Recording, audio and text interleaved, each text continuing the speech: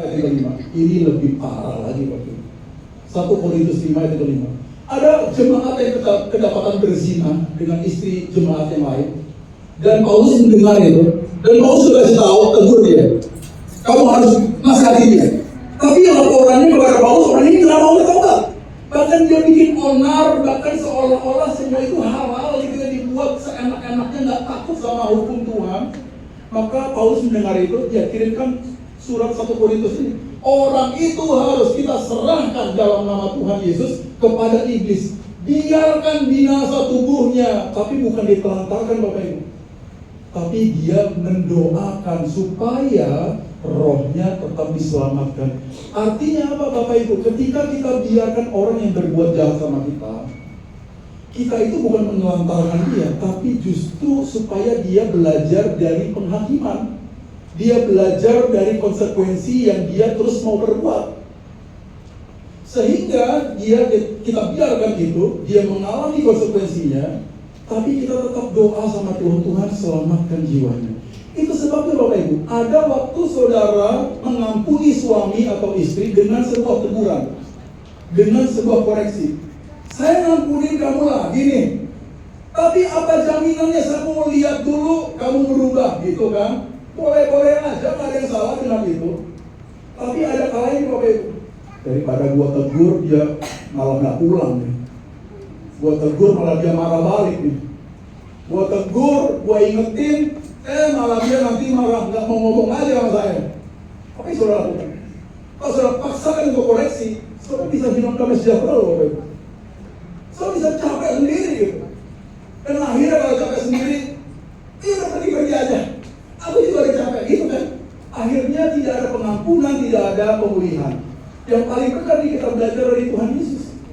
Yang benar kita belajar dari apa yang Paulus kerjakan. Diserahkan sama Tuhan. Kalau ada orang yang ditegur berkali-kali tidak mau berubah, bagian kita tetap mengampuni, bagian kita tetap jaga damai dalam hati, dan serahkan dia kepada Tuhan. Tuhan, aku nggak tahu lagi bagaimana menghadapi, tapi kiranya Engkau yang berurusan dengannya. Tuhan yang jagain dia, Tuhan yang lindungi dia, Tuhan yang atur hidupnya. Sedangkan saya minta yaitu kekuatan daripadamu. Berikan saya damai sejahtera. Saya tetap mengasihi dia, saya tetap mengampuni dia. Ini yang benar Bapak Ibu. Ada ketika saudara mengampuni orang dengan teguran baik, tapi ada kalanya saudara membiarkan itu dan serahkan sama Tuhan demi damai dalam kehidupan saudara, demi ketenangan saudara dalam keluarga. Itu kan, nggak semua masalah itu harus didamprat Bapak Ibu. Nggak semua masalah itu harus dikoreksi, kita tantang yuk, kita berhadapan face to face. Itu nggak selalu kayak begitu. Kadang-kala kita mengampuni juga kita biarin aja. Saya kemarin baru potong rambut Bapak Ibu. Kalau bisa lihat, saya baru potong rambut. Saya itu dulu waktu masih punya toko, saya itu kalau potong rambut minimal yang salon 100.000 Bapak Ibu, minimal. Karena rambut saya ini agak aneh Bapak Ibu. Kalau belakangnya kepotong agak pendek, jibrat, naik ke atas gitu. Jadi nggak semua tukang cukur itu bisa ngatasin cocok sama rambut saya. Gitu. Nah, begitu saya jadi hamba Tuhan, nggak biasanya sesuai keadaan ya. Di dekat rumah saya itu ada tukang cukur 35.000, cocok sama saya. Tapi ya begitu Bapak Ibu, beda perlakuan. Kalau saya datang gitu ya ke mas-mas ini, kalau 100.000 kan, selamat siang, ada yang bisa kami bantu, gitu kan? Hamba siap melayani, gitu kan? Tapi kalau 35.000, saya masuk dan dia duduk main game Bapak Ibu. Saya lihat-lihat dia gini, Pak mau cukur Pak, mau potong rambut? Iya bentar, ini game sebentar mau selesai. Gitu, 35.000.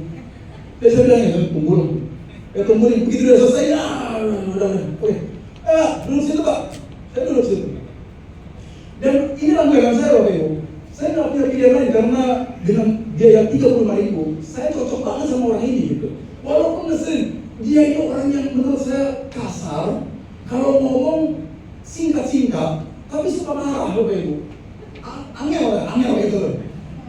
Jadi begitu saya duduk nih, model, cuma nanya gitu dong, model.